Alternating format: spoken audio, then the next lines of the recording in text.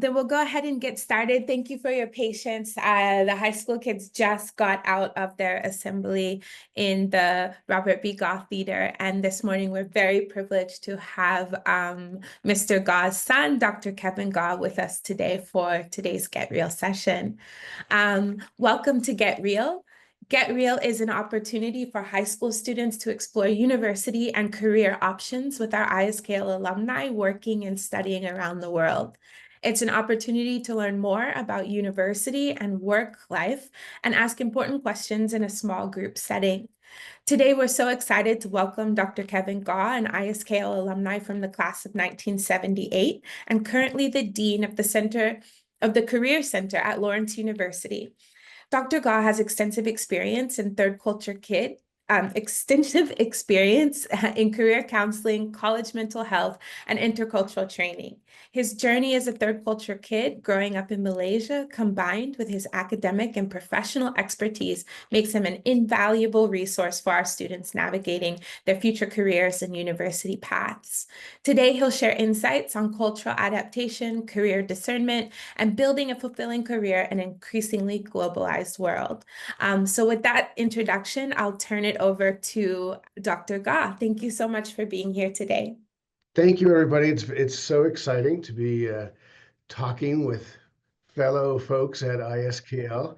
You probably saw that quick little exchange with Wolfgang, and it's so amazing to be reconnecting with folks, and Alex, ISKL alumni. And so it was really exciting for me to do that. By the way, from my class, we still stay connected. So there's a lot of folks here stateside as well as some other places around the world. So there's a lot of connection with ISKL. In fact, I think I'm more connected with ISKL alumni in my class than with college. So that's kind of interesting. So today I'm going to talk about some success factors, and I really qualify that with some. There's a lot more that we can talk about, but elements that can help students be successful transitioning to college and their first year at college. I've worked at a lot of different universities, and I've kind of been my expat myself, traveling around to different universities, having some fun experiencing different places in the United States. So we'll talk about some success factors. I think the biggest thing, and most people know about this piece, when most folks arrive, if they're arriving in KL, they go through, if they're just coming out of their home country, they go through that culture shock U-curve. At first it's just so exciting to be in a new environment, new culture, new people. And then they hit this crisis low point, and that's all about, oh no, I now have to really figure things out. I actually have to navigate successfully, and it's pretty hard. And there's a lot of lessons learned. And then they start to develop those competencies. It could be language, it could just be knowing how to get around town, knowing how to take the bus, all that. And then they start to adjust and feel competent and confident. And it's at that point where most folks start to fall in love with Malaysia and KL. So this happens for all these communities around the globe. I've worked with US citizens when they go study abroad, and for extended periods of time. It's the same kind of experience. I've worked with families who have returned, and let's get to that slide. Then there's that re-entry culture shock. And this is the piece that I wanted to share for today. With one of the main things transitioning into college is that many students in their first year will experience that reverse culture shock, which sometimes is described as the W curve. But I like Peggy Push's model that's been pretty successful, the reentry worm. It's really different for everybody, but it has a similar pattern, unexpected typically, of going, quote, home, whatever home is. I mean, I actually felt Malaysia was my home, so it was a really hard transition for me back into the United States. But usually there's this initial excitement being back home. Then nothing at home seems to be good, and the person starts finding everything wrong with their home, and because of reflecting on their past experience where their home previously.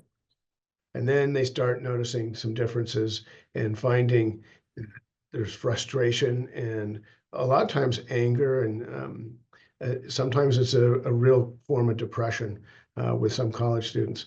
But then, as with initial culture shock, students start developing competencies and confidence, and they start recognizing that this is just another cultural environment and that they can go through and adjust successfully. This is also when a lot of third culture kids start realizing that they have a second identity, that third cultured identity that allows them to interact with a lot of different people besides the home country citizens. And they start to really engage with international students and other expats because that's where they find their new home, their new friendship circles. So it would be remiss if I didn't share something about reentry culture shock. And it's important for returning students to know that this does happen. And it's great.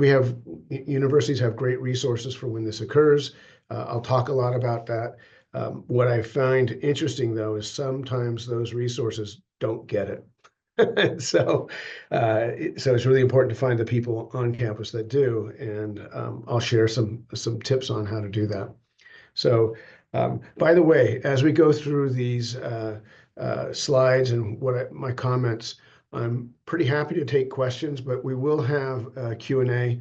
I'm going enough of a pace so that we have plenty of time for questions and answers. But if you have some, put them into the chat, and Kendra might see them, I might see them, and we'll get to them, okay? So that's fine. Okay. A lot of times, when you're looking at college and you don't know exactly what's out there for college, what kind of resources. So I'm going to go through some of the generic resources, and these are all friendly sources. Okay, these are not the people who work in these areas. These offices are very invested in student success, and so what I'm sharing here are the resources to help people be successful at college. So there is academic tutoring. And one of the secrets about tutoring is that when you look at the data, it's actually the students getting B's and A's that use tutoring the most. and they're using tutoring the most because they want to excel. And so it is a great resource. And oftentimes it's overlooked by those who might struggle. And it's really worthwhile to get connected with your tutoring office. All universities and colleges will have something like this.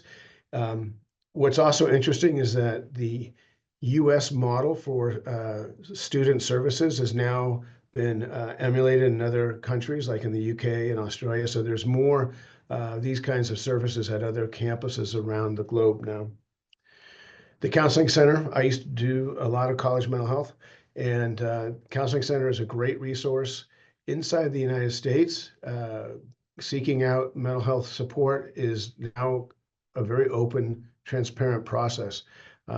When I started working in college mental health, that there was more stigma attached to it, but now it's seen as a great source of support for stress, learning how to reduce stress, for managing conflicts, interpersonal conflicts. Counseling centers provide a lot of support there. Academic advising is a resource now that has gotten more professionalized. Now many campuses now include faculty as academic advisors, and there's often quite a bit of training now for the faculty to become more effective advisors. Historically, advising was more, it was staff doing it with not as much training, and it was just, it was more of a plug and play sort of advising. Now there's a lot more relationship development with academic advisors or faculty advisors. It really makes a better experience for students. And there's more tracking within advising for student success, progress check-ins, as well as at the end of the term or the semester, checking in with students. We here at Lawrence University, like other universities, we have a tracking system where professionals and staff and students share information on databases. So there's students get lost. Historically, they might get lost in the system.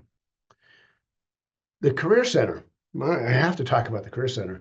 Our office, and like many other career centers, our job is to help students progress through internships, through resume writing, um, informational interviews, connecting with interns, other interns out there, connecting with alumni, helping students apply for jobs, but also graduate or professional schools. So, we're one of these offices that would say, come see us in your first year, and we will help you throughout the entire time that you're at the institution.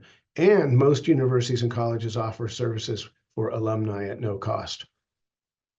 Spiritual life, both campuses now have some kind of chaplain on campus or some spiritual life center. Public universities might have it expressed differently. I'm at a private university. We're a non-faith-based university, but we still have an office for spiritual life. Great source of support for students and also as they develop as a person. Great resource.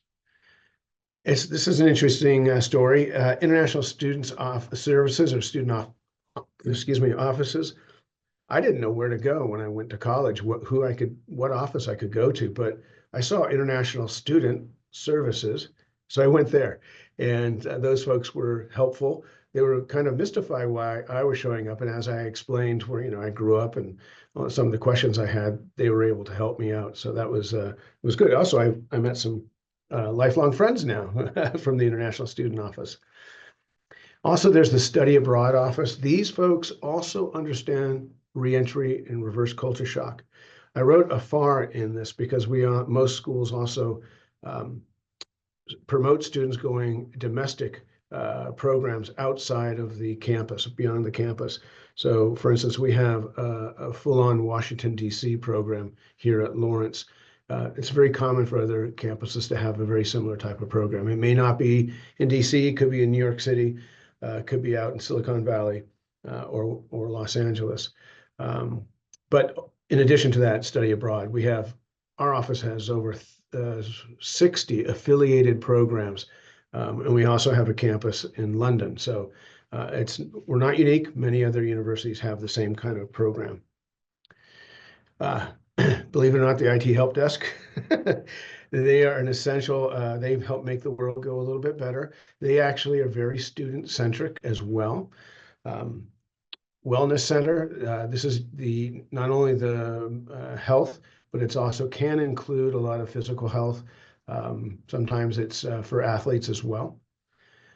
Student activities engagement, this is the one that runs clubs, and hopefully my video will play and I can show you something just that's Lawrence specific, but it gives students an idea of the full range of possibilities for being engaged.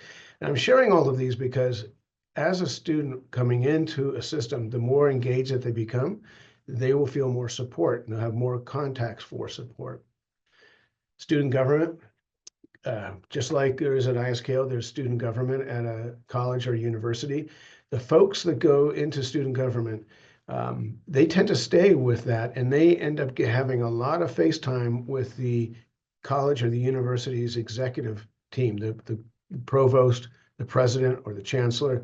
So that it's a great resource and a source of support, but is an incredible networking opportunity as well. Again, would be remiss not to play up intramurals. Would you like that pun? Play up. Intramurals are all the sports that every campus has. I went to Santa Cruz, so we had ultimate frisbee, but other campuses have fencing, other ones softball, all that kind of stuff. It's a great way for release, stress reduction, getting to know people. May not seem logical, but the financial aid office and the registrar, they are very focused on student support and success. And they do a lot of meetings with students to help them understand not just budgeting and things like that, but also to help them understand their progress through their programs. And finally, faculty and staff. I think as a staff member, we know our students by first name.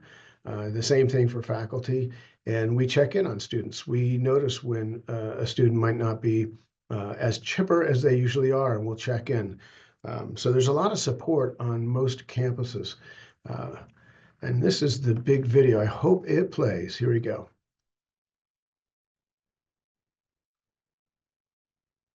If someone just does a thumbs up, I'll know it's playing. And if the volume is good. I'm a senior physics major, and I'm the president of Lawrence University Women in Physics.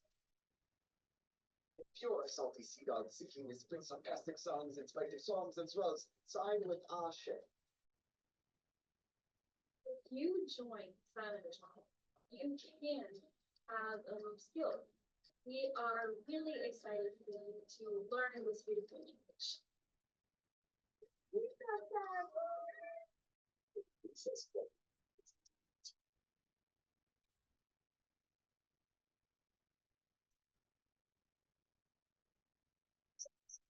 Club for pre-meds. It's a club that brings together many different people with many different backgrounds in medicine. Sonia is the oldest and largest secret national fraternal music society, running on-campus entertainment and making music available to all. In this experience, where all I had to do was be generous and compassionate with you. It's actually inspired me to now study to become a school teacher. CODA stands for the Community on Diversity Affairs and is a subcommittee under the IUCC. CODA aims to support all student identities, including those who are marginalized and underrepresented.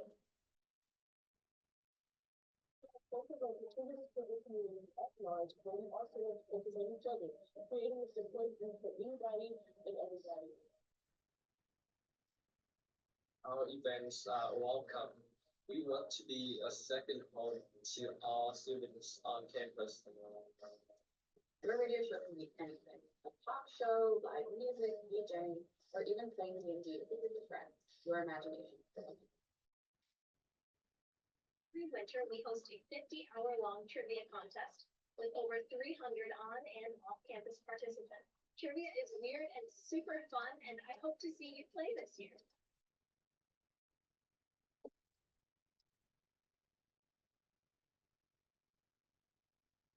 Okay. Uh-oh, am I stuck in a loop? There we go. Sorry about that. So I wanted to show that video because there are so many opportunities to get engaged on any campus and university. And these are the kinds of things that, besides being in school, you make a lot of friends and experience and grow differently.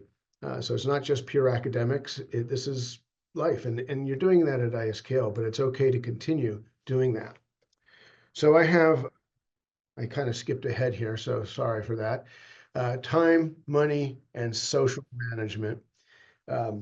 This is really, when you are at college, one of the things you have to learn pretty quickly is time management.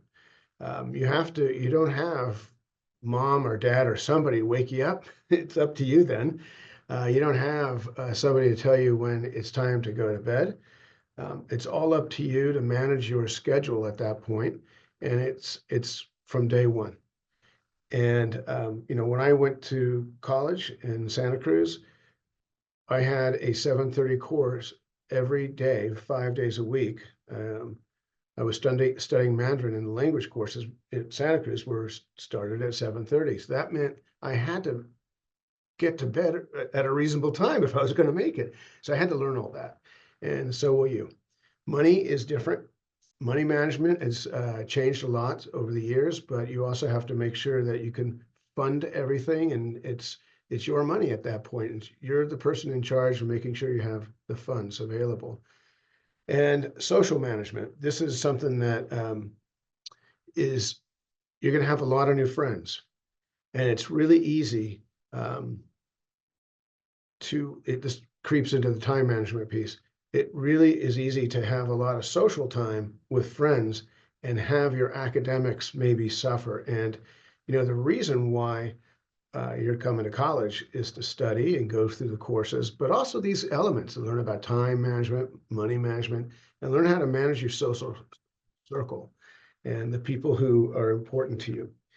So this is why I have this next slide.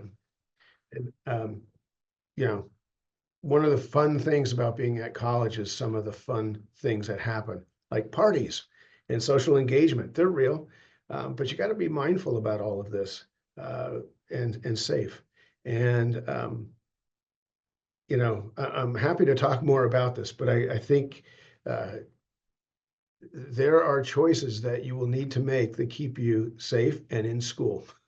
So, and it's easy to sometimes get askew from that, and it's important to stay on focus.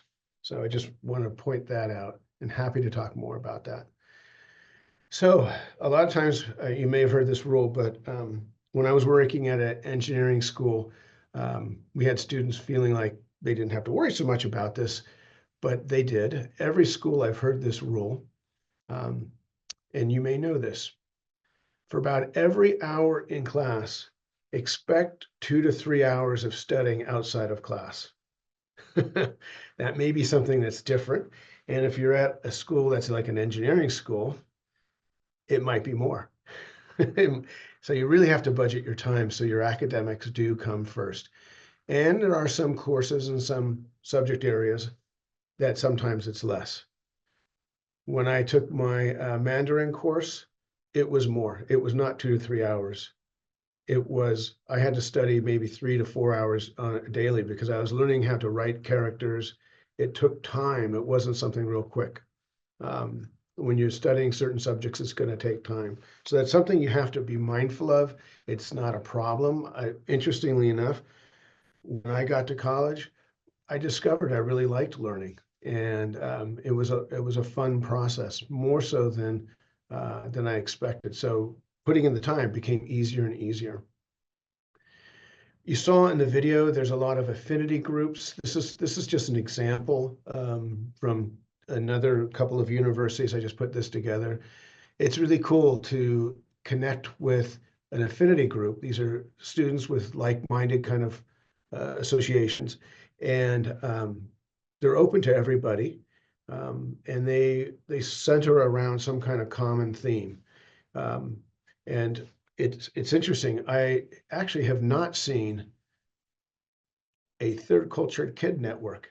So that could be something that you might want to, as you get to college, if you're in a big enough school, that there might be some momentum to get something like that going. So by the way, when you see the LGBTQA plus here at my school, and we're in a very, we have a 3 nations area.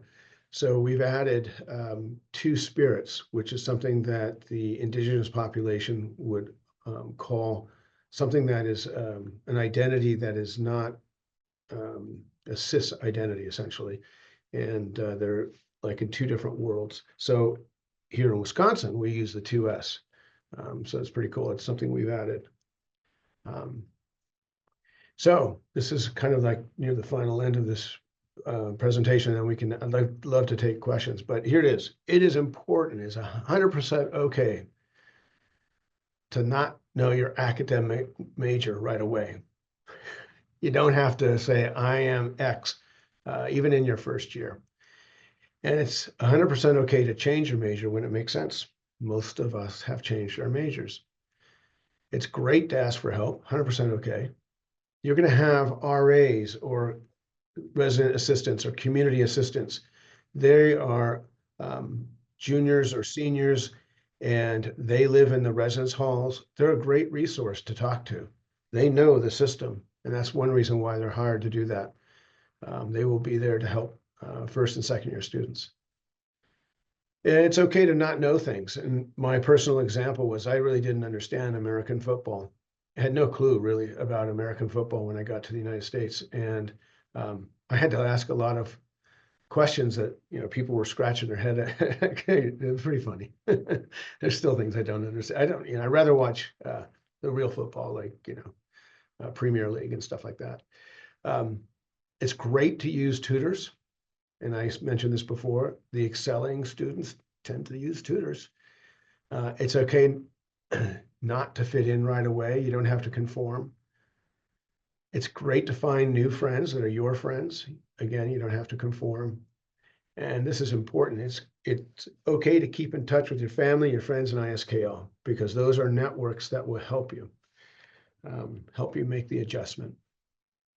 So one of the best rules is this: reach out to staff and faculty or faculty members, because we're all here on a college campus. We're here because of you. We're here for you.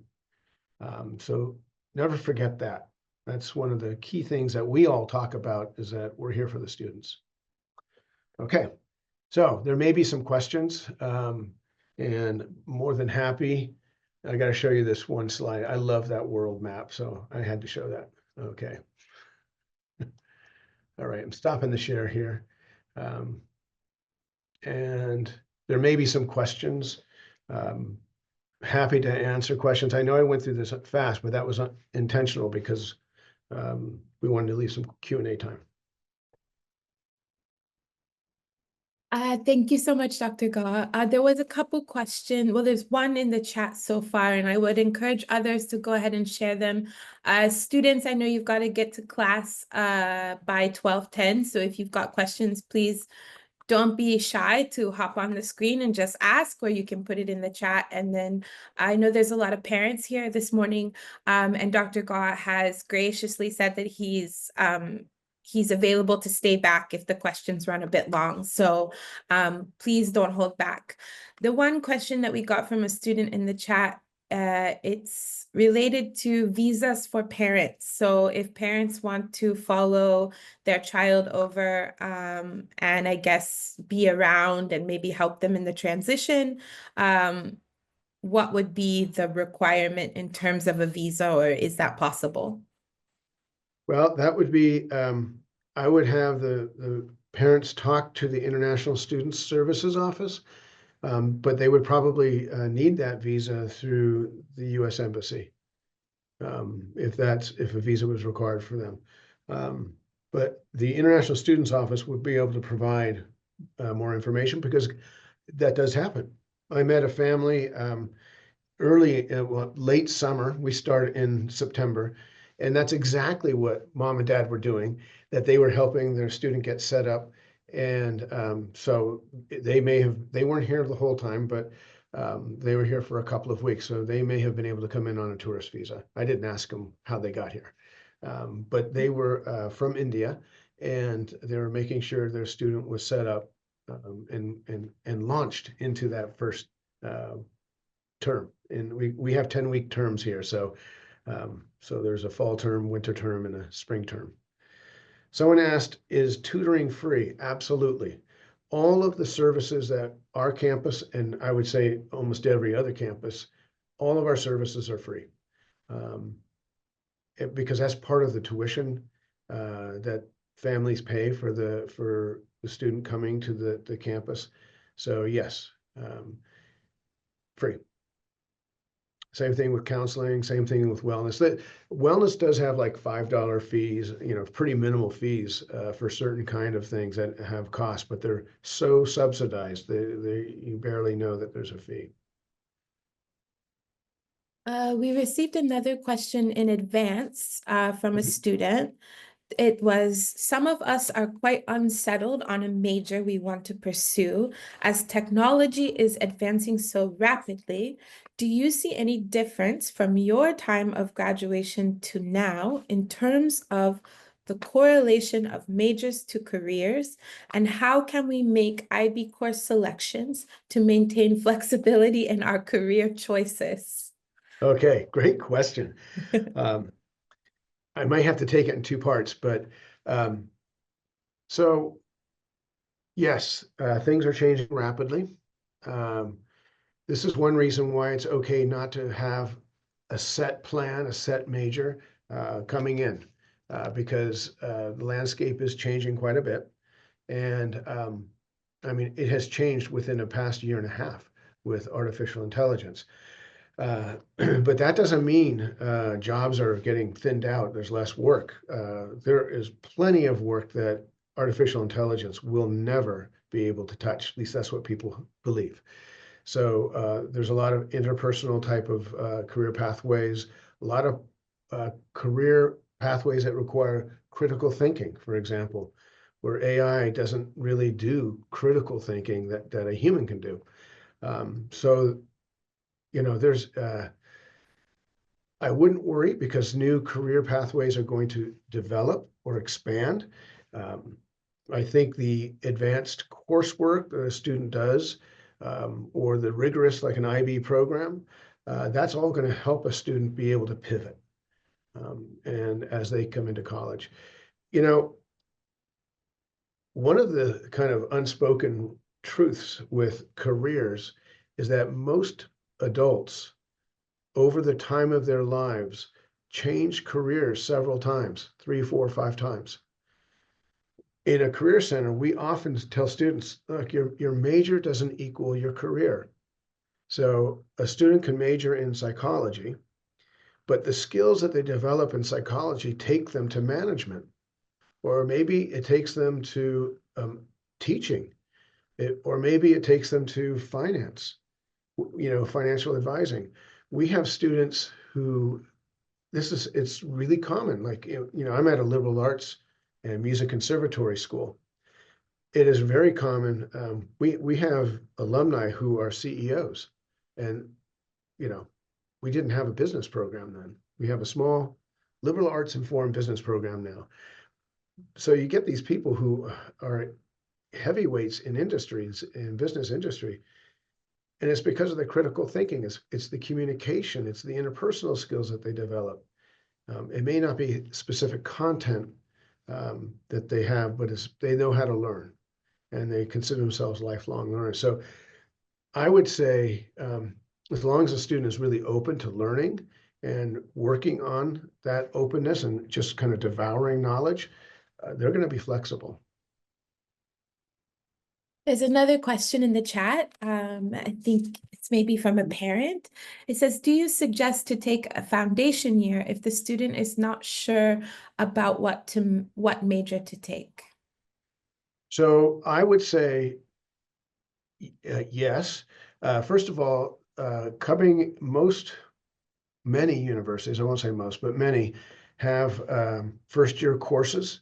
And those are designed to introduce students into the general education requirements, into learning a broad range of knowledge to learn about. So I would, if someone is not sure of their major, it's fine not to be sure. Take lots of classes, experience lots of different courses and ways of thinking and traditions, and discover a lot more. In fact, this is why we actually advocate for somebody coming in not to declare a major too soon.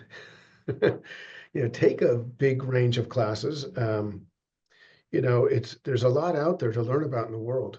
So here at Lawrence, we ask students to declare their major in the middle of their second year, because all of the courses they do in the first year will count. They're electives and they're part of the GER requirements, the general education requirements.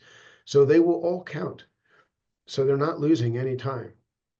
And then when they have a better idea based on the courses that they take, they have a better idea of what they might want to do, then they go ahead and declare. We do have students who declare in their first year. We also have students who kind of declare, but they don't do it on paper yet, but they're already taking the courses that they think they want to take for the major. And this is common across campuses, universities and college, that kind of a pathway. So Kuntala, I would say no stress. Are there any other questions that you may be dying to have answered?